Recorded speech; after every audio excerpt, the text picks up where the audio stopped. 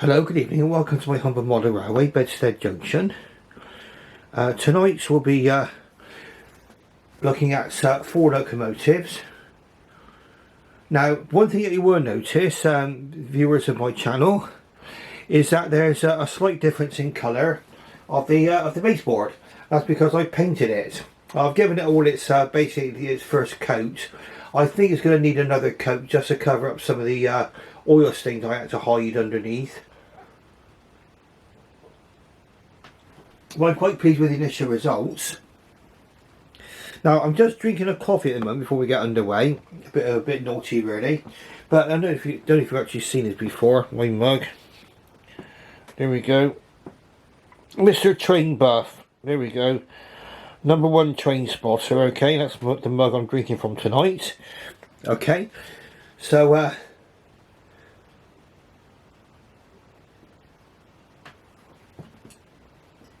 now the choice of colour is a matte green, okay, and the reason why I bought this paint is just I happened to notice it in Poundland, and it was going cheap. It was £3 for a tin, a pretty reasonably large tin, and you could also get a set of brushes, or they were sort of foam brushes, for £1.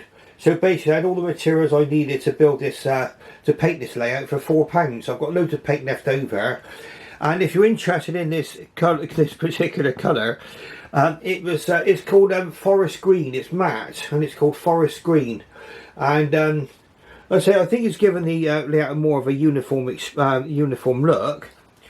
Now let's have a look at the locomotives we're running tonight. Now over in the far corner we've got a class 121 bubble car, and we have a 14 XX locomotive with an auto train on it. And then moving over to here, the mug's in shot. Okay, we'll soon finish drinking the coffee. We've got in the foreground an Earl Class of locomotive, a Dukedog 440 that is. And in the background is a 460, and that's a Grange class, and that's Derwent Grange. And we'll go over and talk a little bit about the models as well, what make of model it is. Okay, have I had any kind of problems with them, or any tips and that kind of thing? We'll go over that for you. So, I think without any further ado, we need to get a locomotive away from the station, and let's have a look at Derwent Grange. Now, one thing you'll probably notice, sorry about the jerk of the camera at work there, very, very graceful coming out of the station there, and handling the points very, very well too. Just stop up at the signal. This is a model built by Hornby, and this is a question, a situation, let's say, where when Hornby gets it right, boy do they get it right, okay? And this is, in my opinion, a very, very nice model, a locomotive. We'll just move the my tea mug slightly away from the line there, and we'll get this one going. Very smooth runner.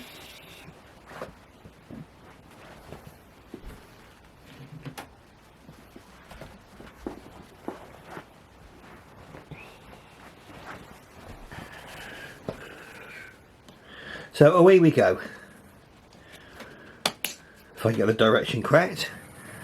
There we go, now we're away. Okay, so see it just whizzing past the signal box there.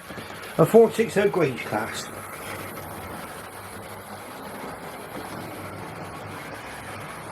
Now this model was made by Hornby, I think sometime in the 2000s. And we'll have a little look in just a second, just to see. I say, in my opinion, a very, very nice model. That's what it looks like on the box. Okay. DCC ready, so that's okay, that gives you information there. Derwent Grange, okay. You've got a history on the back. which I'll give you a little bit of stuff from there, a little bit of glare there. And also there's a picture of the locomotive in action there.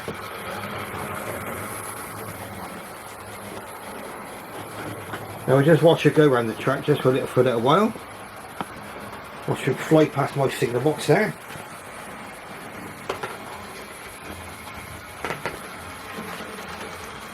Now the Grange class was one of 80 locomotives built for the Great Western Railway, and it was a class of locomotive where it could be said that there was intended to be more, but I think the onset of the Second World War actually stopped any further production of these super locomotives. Now where they sat in the Great Western 460 range was that they were a bit bigger than a manor and smaller than a hall. Now all the Great Western locomotives, a lot of these were built for with a particular purpose in mind, and also for particular railway lines in mind.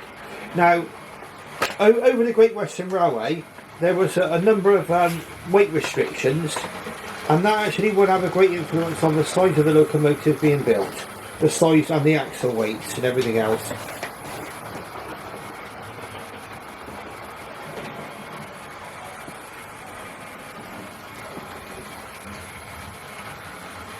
Now this model is actually come from the year 2005, and I'll just show you from here. And they used to always do this on their instructions. A little stamp went on there, look, R2403, that's a model number, 0705. This model was actually produced in July 2005. Now I will give you a slight tip, okay, on these. These locomotives I think are a little bit on the light side.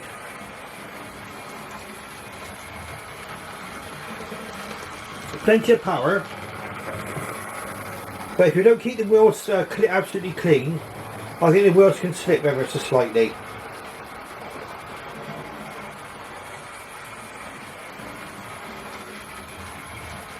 And now I'm having no trouble at all with this particular locomotive. It's running perfectly well.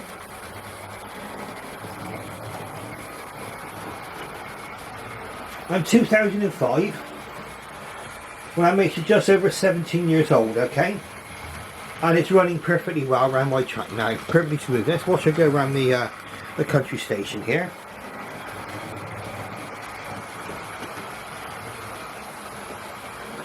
Now I will confess, one little task I do kind of neglect sometimes, and well, I think we all do. I mean, if the locomotive's running well, I mean, you know, I'm with the opinion, if it's not broke, don't try to fix it sort of brigade. But I forget to clean the wheels every now and again, and then it does show up. I mean, where it shows up very often is in one of two ways. Either it doesn't run very well on the track, you know, it doesn't pull very well, hesitates, that sort of thing, or it may be that the wheels slip when you attempt to pull away, pulling some carriages. And I'll just show you what I mean. That came off the wheels of Derwent Grange there, all that black there and that there, so I suspect that's a little bit of might be oil or something got onto the wheels, I don't know, but anyway, but it's running perfectly well around the track now, putting like a good one, as they say. Now these locomotives are very, very popular with their crews. What the Great Western 460s were famous for was their pulling power. The only locomotive which came out initially that was a disappointment in the 460 range was the Manor class. Well, that's another story altogether again, but those problems were actually solved. Now, they're called the 68XX Grange class of mixed traffic locomotives, introduced in 1936.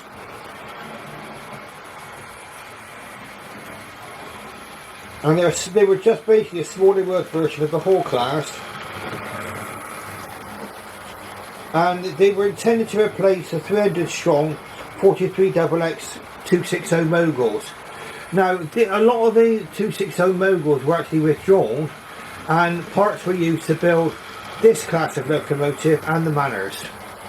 And the process would have carried on even more, I think, if it hadn't been for World War II.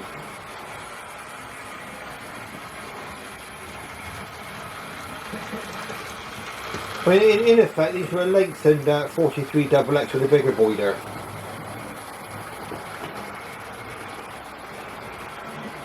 Yes, and in fact it does say on the actual box here in the history, I was right, that an extensive building programme was attended but only 80 Grange locos being built in Swindon when the Second World War broke out and interrupted programme was never revived. And there was a combination of boiler design and smaller driving wheels which gave the Grange a special reputation amongst enginemen and operators for their ability to haul heavy loads up steep gradients. Yeah, they were definitely, they were by the 1950s they were liberally spread around the ex-Great Western network, and they were especially suited to the twisting hilly routes of the Western region. By 1965 all Granges were withdrawn. None of the Grange class were safe for preservation. Well, the locomotive we're seeing now, according to the box here, 6882 Derwent Grange, were built in February 1939, allocated to Wolverhampton Oxley, and withdrawn in June 1965 and scrapped at Bridgend. Okay, so these did not survive into preservation. And as a matter of fact, it was down to luck really whether or not locomotives would be preserved, and in fact the luckiest locomotives were sent to Di Woodham's yard in Barry, where he was so busy cutting up wagons and other stuff that it took him ages to get around to doing the engines, and that's why so many engines survived into preservation from Barry Scrapyard. It became quite famous, Barry Scrapyard, with all the locomotives that were there. And this is the magnificent Derwent Grange.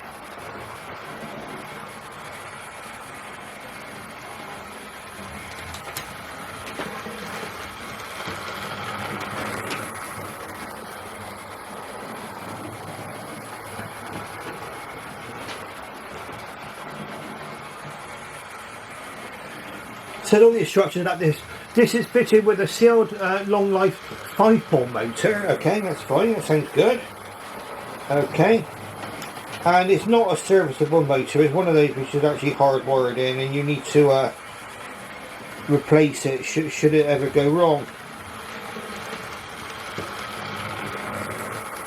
Now you can see what the motor looks like on here. Let's get that to focus. There's a motor and everything else. Look. And I think that's probably going to be, yeah, there's a DCC socket there.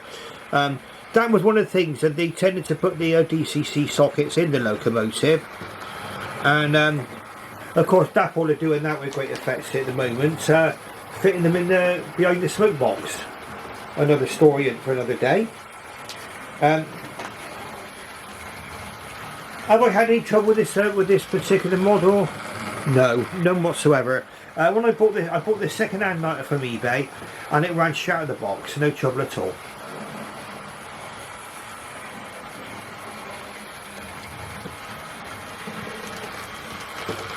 So maybe we can imagine this locomotive making a very fine effort on the hills of Devon or in Cornwall, going around all the twisty sections of the track in Cornwall, and giving very, very great service. There's a lot of nice features about this locomotive actually. It's got pickups in the tender, but it's got those kind of springy forks contacts that a lot of people criticise, and if they ever do break off, I mean what a lot of people do, they just actually hardwire the tender and the locomotive together, but I've not found it necessary to do that. This locomotive runs very, very well, as you see, as it is.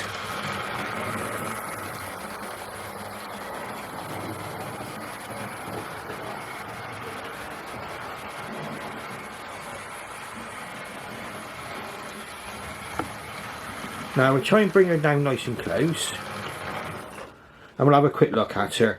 I don't think I'll be bringing the lazy Susan down tonight, but you can see it's pretty much an aerial view of this locomotive here. But you can see it's all in BR black, unlined, and I think it looks quite smart actually. It's got the coppercat chimney as usual. It's got the representation of the brass safety valve cover and the whistles.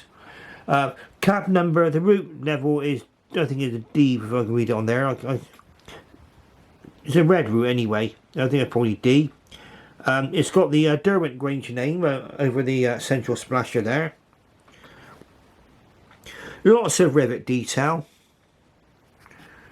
Very, very nice. I think representation of the coal as well, considering it's 15-year-old this locomotive, that's not a bad representation of the coal either on the tender there. You can also see it's got the early BR crest there, the unicycling lion. Just going to bring it forward, just something I just want to check on for myself. Now you won't be able to see it from here very well perhaps, but I can assure you it's got a fully detailed cab. Okay, I put a driver and a fireman in there, and they kind of have hidden the cab a little bit, but it was a fully decorated cab. But I like to put a driver and fireman in my locomotives if I can, just simply that it has, to me, it just gives it a little bit of extra realism. But that's really, again, a personal preference, and a lot of people find that a lot of things with our hobby comes down to personal preference. Some people would like to leave their models sort of totally untouched and, you know, exactly as it was when they came out of the box. Now there's also a full plate between the cab and the tender, and that's quite convincing. It does actually fit quite well on this particular one.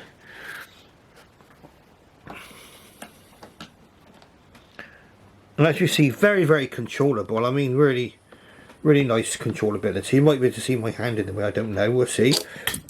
Right, so let's have a look. Sorry, I got my hand in the way then. Okay, well then again, we'll take another look at the locomotive close up. Very, very nice, okay. Now, we're just going to go around a couple more times, and then we're going to have a change of locomotive. Okay, so we'll just send it forward. And away we go. Let's have a nice view of her running through the country station.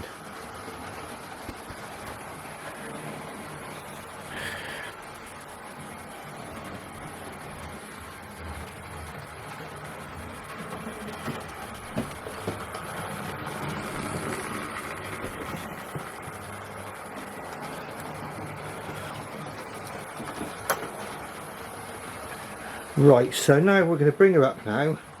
We'll stop off at the signal there. And we're going to take a look again and see what she's like running over points. Okay.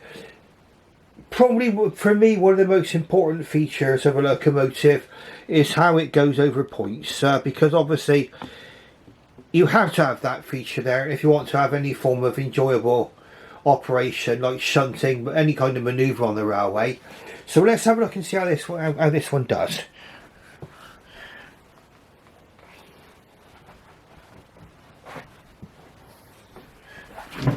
There we go. Let's just change the points,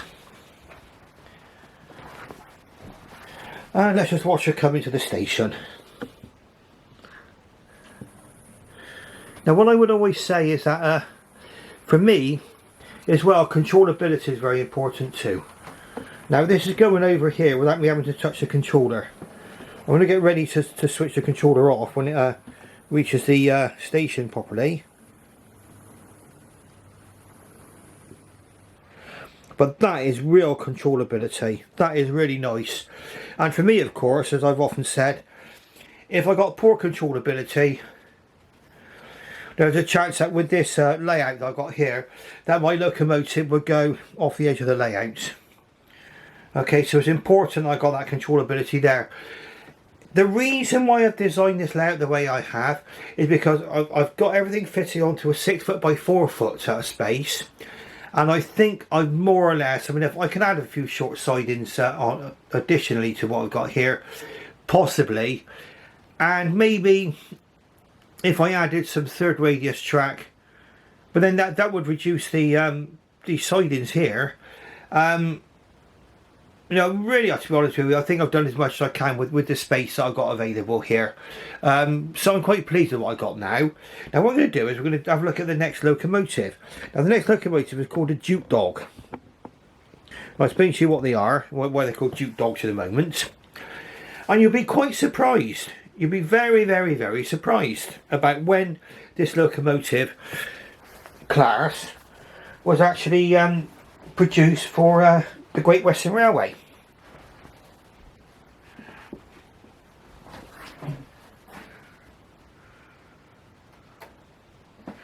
Right, here we go, so we're all set.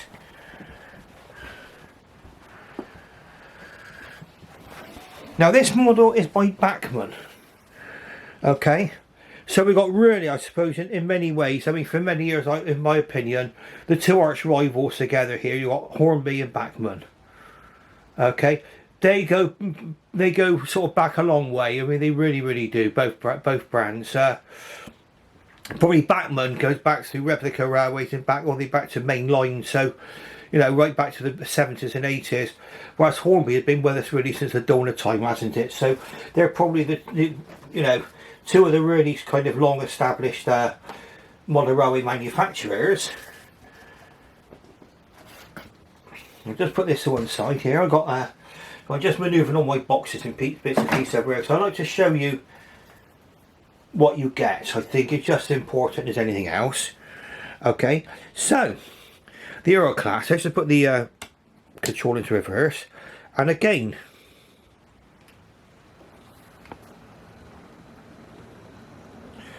this is basically now just the controller's on one speed. I'm not touching the controller at all.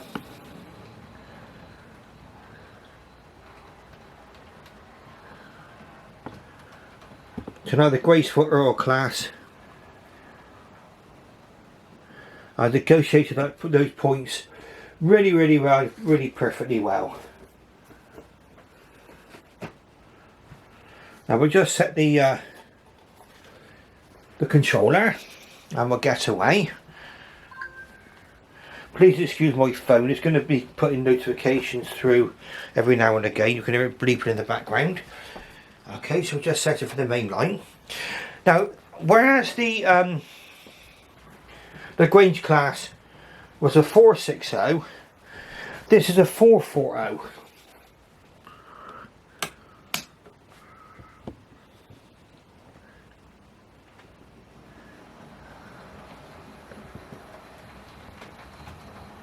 Again, really handling those coaches well. When you consider it's quite a small locomotive, really, and yet it's putting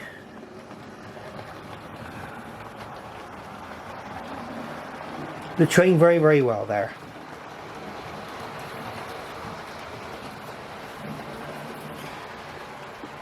The 3200 Earl Class. Now what they were a class of steam locomotives with a 440 wheel arrangement and named Earl or Dukedog class. These passenger train locomotives were composed of former Duke class boilers on Bulldog class frames. Now basically what they had was they had two types of locomotives,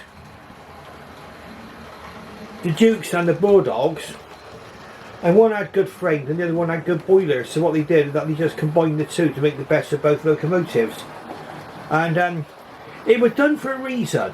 It was done so that they could have a locomotive capable of going over lines of a very limited route availability where the weight restrictions are more severe. Now,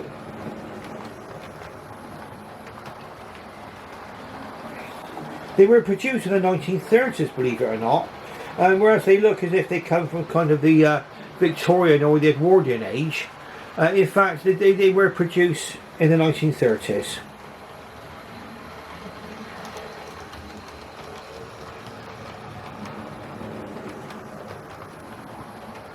Only one number of the class survives in preservation at the Bluebell Railway, number 9017, which was originally 3217. Okay, so the fantastic Dukedog. Like I say, it's a model by Bachmann.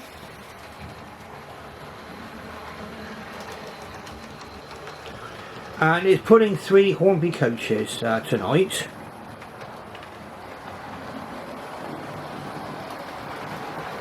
I've just sped her up just a little, give her a little bit more speed, give her a chance to show you to see what she can do.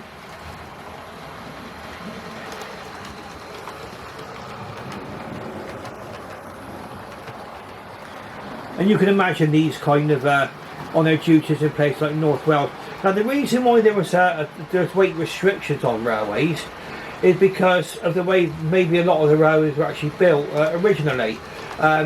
Sometimes cost was a great factor when a lot of the railways were built, and certainly in Cornwall a lot of the first viaducts were built from wood, but it didn't mean that they were able to get the railway built economically and quickly, and those wooden viaducts in fact gave great service.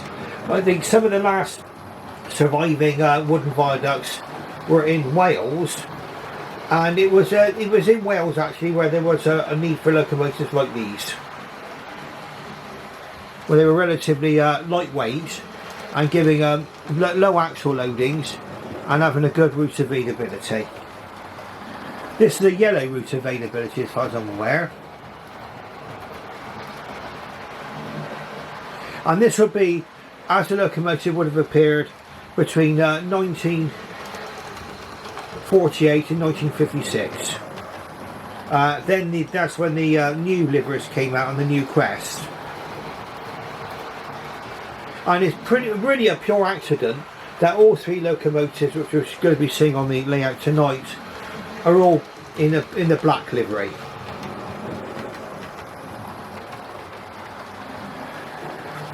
Now this locomotive I bought second hand. It came from a dealer, I think, from Hampshire, and it came in perfect condition.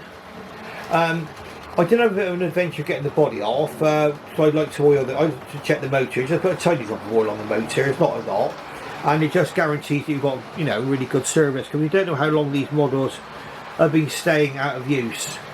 And then I'll try to keep the wheels clean if I can. But that is, I will confess, it's a task I do neglect sometimes on some way locos. And we're going to see the most extreme example of that quite shortly. Now this is going to be, this actual video is going to run on beyond the 30-minute limiting time of my camera. So I hope you stay with me on this video. I say I'm enjoying filming this on a Saturday night. It may be that you might be seeing this on a Saturday night or sometime over the bank holiday, and obviously a lot of you will be going out over the bank holiday, but if you get a chance, please watch it all the way through. So I hope that these videos are going to be of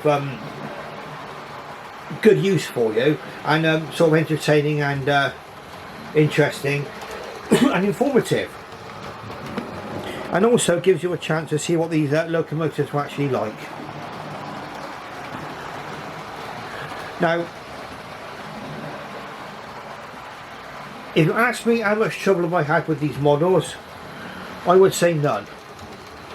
How many parts have fallen off? None.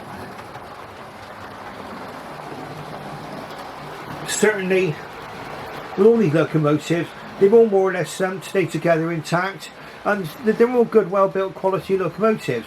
I mean, no bits falling off and that sort of thing. I think it's quite sad when people buy locomotives, especially new ones, and they arrive with bits in the bottom of the box. It's happened to me before, and it's not, to me, it's not a pleasant experience.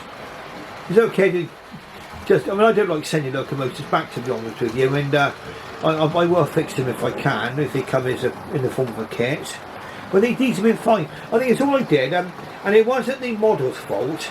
I was a little bit clumsy when I was removing the body of this locomotive. But I think I did display the handrail, just had to put back with a drop of glue, and it's on there perfectly well now. I don't think that's going to be going anywhere in the near future. But very nice detail on this locomotive. It's got a fully decorated cab. I've got to fit in a crew into this locomotive, so it may be possible I may be able to see what the cab looks like. Let's bring it around and we'll just see if I can get a nice view. There we are. Okay, let's see if we can aim the camera in the right direction. There we are, you can see that, can't you? Look at that. What a lovely cab that is. Oh. Right, now there might be a slight lack of continuity here where the camera's actually stopped. It reaches a 30-minute limit. And so what I've done is I've now restarted it. So I was sort of interrupted mid-flight, so I need to get back to where I left off. And I think we're talking about the cab. Very, very nice cab, as we can see. Okay, I've not put a loco crew in this particular locomotive. I don't know if you can see it from here, but the coal is quite nice. With Bachmann, they give you shiny coal. And I don't mind that. I don't mind shiny coal. I think it's all down, everything is down to personal preference, as it is for all of us. And the we'll have a look at the coal now. So, there it is, there's the coal. Look. Get in focus there. So I think that you can regard that as being a, you see the cab as well, look at that, beautiful. You can regard that as being a coal that's maybe been sort of like dampened down, because that's what they had to do, with dampen down the coal to stop pardon me, to stop coal dust from forming. Okay, so all nice now. You can see, you clearly see the early crest on this particular locomotive. Okay, and what we're going to do now is we're going to send around the track. I mean, it's got all the usual stuff. I mean, let me just check a second. There's something I just want to find out.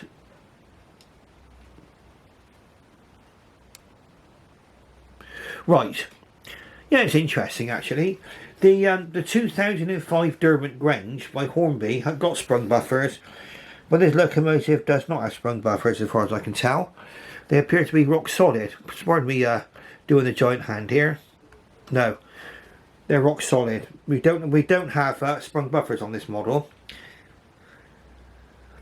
Some people might say that sprung buffers, oh, they want sprung buffers, oh, they're, I mean, some reviewers have you know, sort of gone on about, haven't they? No sprung buffers. But I think with sprung buffers, for many people, they're not of any practical use. But it's a sign that someone's getting a premium grade model. No, they seem to regard that, you know, sprung buffers is just another additional feature that signifies. Pardon me, I've got a bit of a cough tonight, and it signifies you're getting your money's worth, basically. Well, I think with this particular model, it's still a very, very nice model, this Dukedog.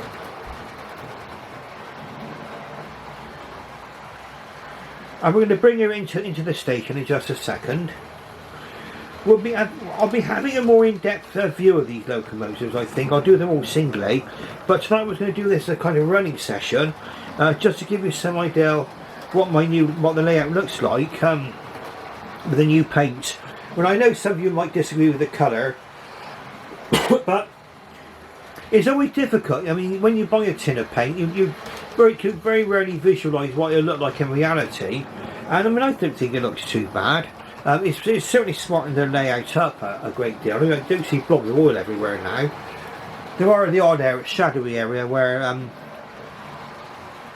you know, the discoloration of the baseboard's coming through. But once I give it all a second coat, you know, eventually it'll all be one plain colour. When I've added some scenics, which I will eventually. I mean, I guess probably, as far as scenics go, possibly what you might want is I'll probably fit a good shed over there rather than. But if I do, I mean, I want it to be flexible though, because I want to either have the choice of a passenger platform over there or a good shed, depending on what takes my fancy.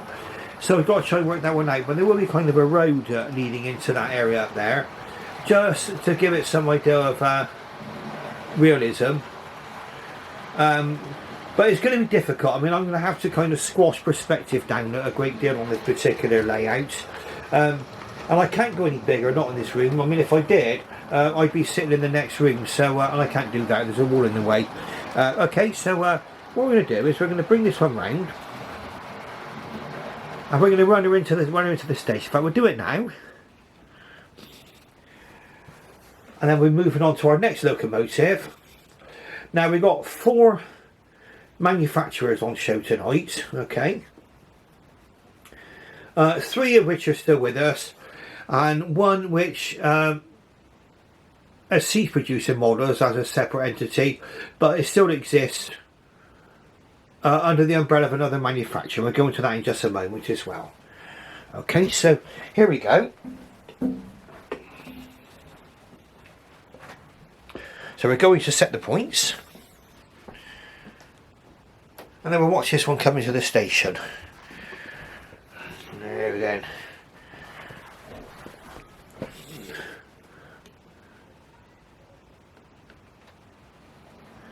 Okay, so this is the Earl Class again. Over that set of points beautifully. Just follow her into the station.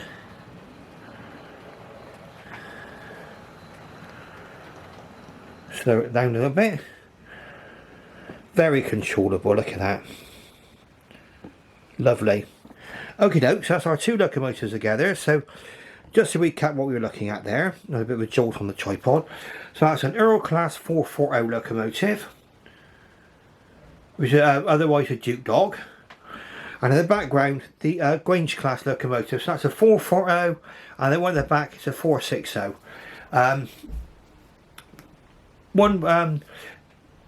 So Bachmann in the foreground, Hornby in the background.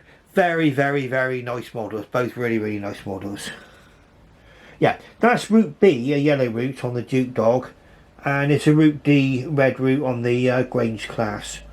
Okay, so that's sort of signifies about the well, shows the significance of route availability and where these locomotives would actually be allowed to run.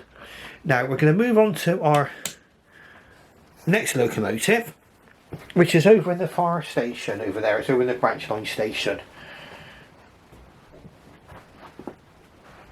Now we just set those points for the main line there.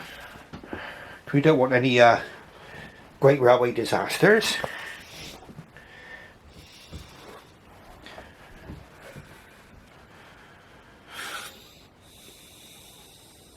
There we go.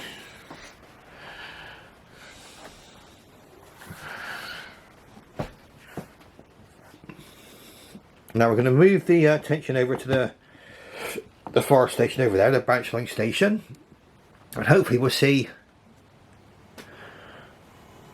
this 14XX coming out of the station and reverting out onto the main line.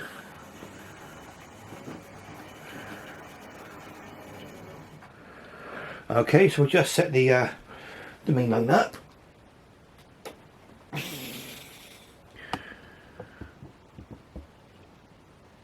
And we'll just wait for you to say this.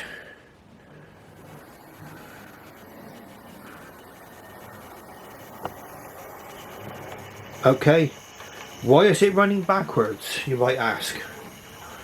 So if some of you have never seen an auto train before, then obviously this will be new for you.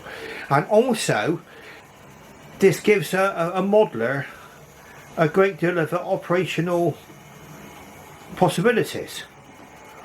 I mean, if you're running an end-to-end layout, you could do or even any kind of layout really, you could run this as a kind of a shuttle service, and it's quite legitimate for this locomotive to be running like this. In fact, when the idea behind it was to save the engine running round on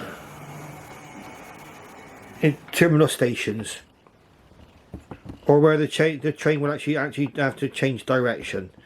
So you can see there possibly. I don't know if you can see that close up there now. Let me see if we can zoom in a little, stay in focus. There. So we can see the cab there. There's a bell on the front of the cab there. So really what happens is when it runs in the opposite direction, this becomes the front of the train. Okay. Now the driver goes in this compartment here, and he controls the locomotive by a set of levers and rods and stuff. The fireman stays with the locomotive. Okay. So the fireman would obviously be following the instruction of the driver, who is actually sat in the front of the auto coach. and it was to speed up operations. I mean, it was really a forerunner what you see with the diesel multiple units in a way, that you could run the trains forward and backwards. I mean, where you probably saw this, well, certainly in my local area, would be the Clevedon branch. These auto trains ran up until 1960 on the Clevedon branch, before diesels were brought in to replace them. And of course the I mean, diesel, I mean, the 1960s was a period of great change on our railways. Quite a shock for a lot of railwaymen. I mean, first of all, there was dieselisation, and in some places even electrification going on perhaps. But probably dieselisation was the main thing, certainly in the western region of British Rail, dieselisation. And also the coming of the reshaping of Britain's railways, the Beeching report.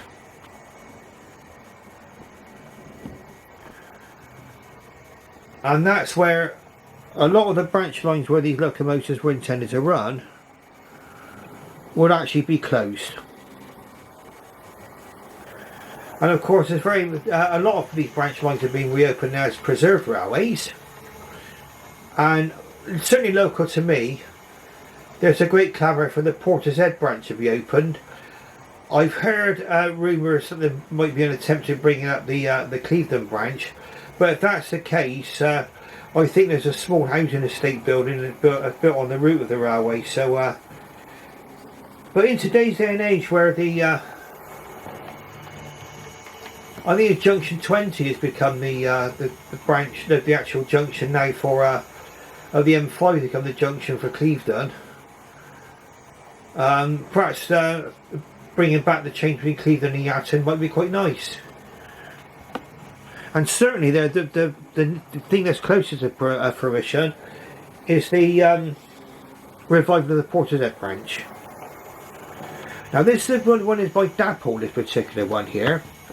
Now I did have an earlier running session where this locomotive was running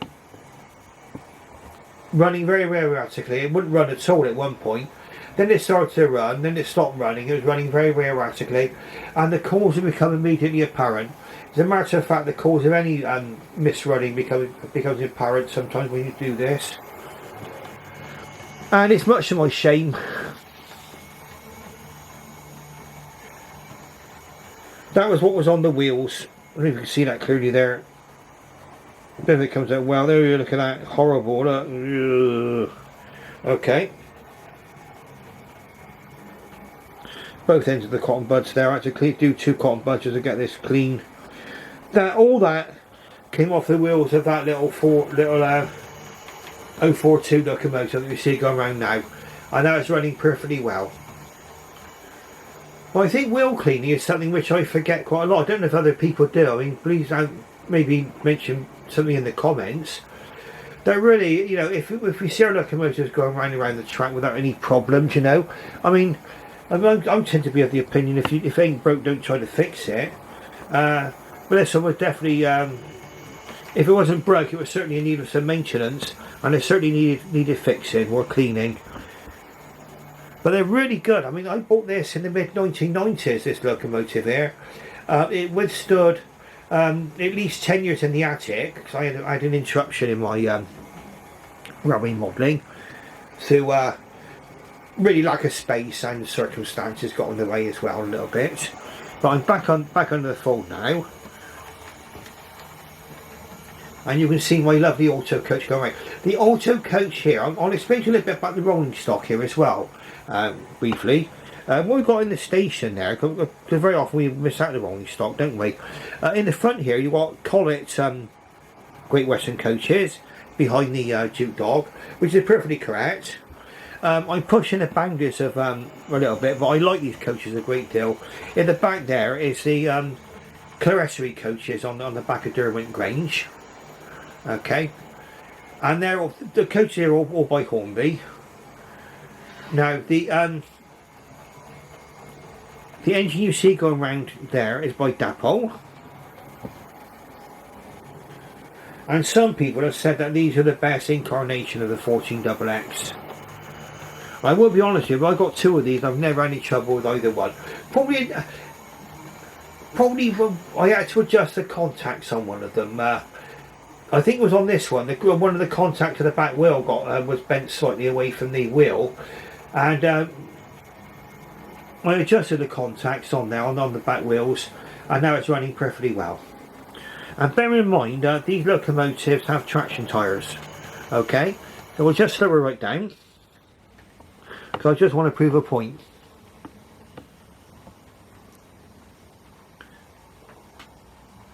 Pardon the pun.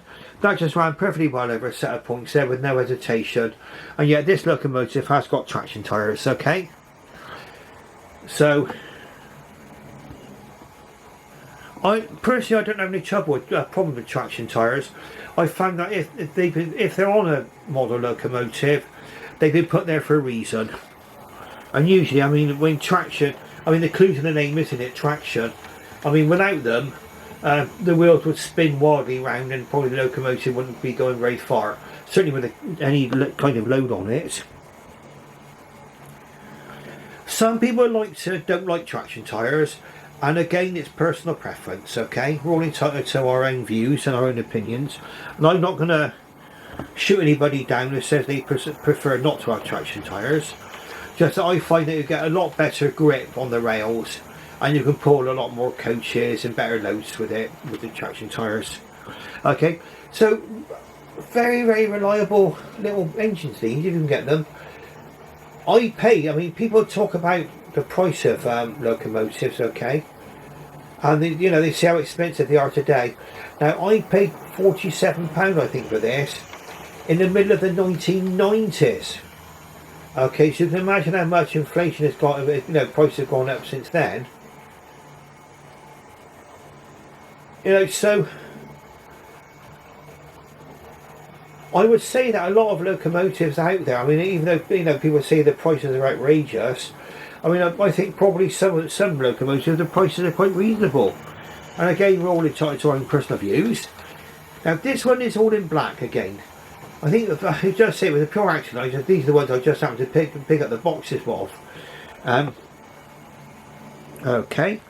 Now, what we're going to do is we're going to be moving on to another locomotive in just a moment. Okay. Now, the auto coach on there, the maroon auto coach, that is by Airfix.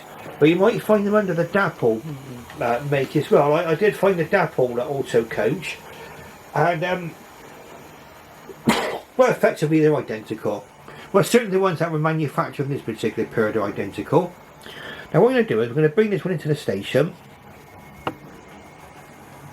and then we're going to have a go at doing our last train. And it probably brings our railways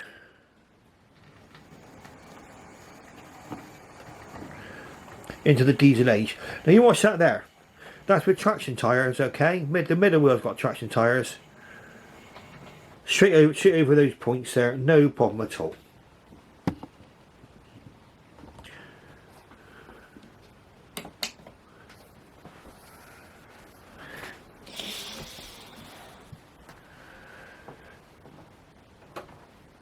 Now this model I bought brand new in the box, okay, brand new, in a shop called Antics in Central Bristol. They're still there. I really ought to get down there soon to have another look round. They're one of the few surviving model shops in Bristol now. In fact, they might be the last one. Over the points again, perfectly well. Beautiful, look at that. A Lima Class 121 rail car.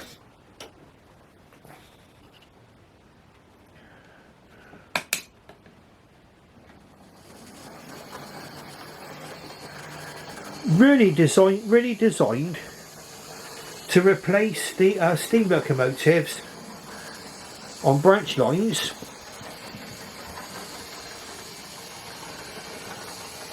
And wherever these went, these Class 121 bubble cars, they gave good service. In fact, they were introduced in the 1960s, and they went through to about 2014, I think, was when the last one was finally withdrawn. And that was, they were running in Buckinghamshire. Class 121s. I think they made it to preservation. These were used on the Clevedon branch after the 14 double X's were withdrawn. Now as you see, running perfectly well, perfectly quietly. Okay, up against today's modern DCC and all that kind of thing, and super detail and stuff, perhaps maybe some people might think these models a little bit sort of I know, lacking in some way, but for me they're not. It's a perfectly good representation of a Class 121 bubba car. Okay, they were called bubba cars, I think, because of the shape of the cabs, and perhaps some of you don't remember bubba cars. They were sort of the predecessor of the Mini. They were basically cars, three-wheel cars usually, built with motorcycle engines, and they sort of brought motor into the attempt to bring motor into the masses. But obviously the car that really did that was the Mini in 1959, and in fact the Mini and sort of the cars coming into availability to the public like that really helped seal the fate of some branch lines, because a lot of people obviously turned to cars, but these would have been very successful. And I'm sure that if the Cleveland branch was open today, there would be demand for a train service going from Cleveland to Yatton Station, where you would have a connection with the main line.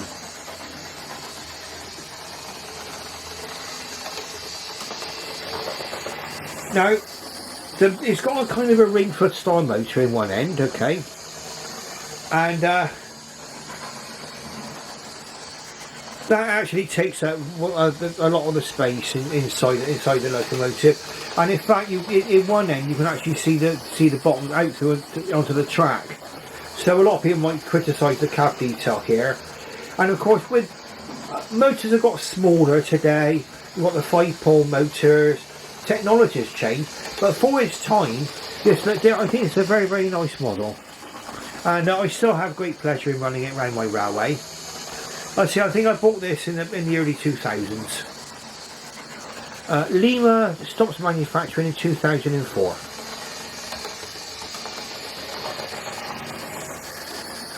Now I've got various Lima locomotives. I've got the you probably saw the Warship out if you saw my previous video. How much trouble have I had with these Lima models? None. Never. Other people might have different experiences, but I've never had any problems with these at all.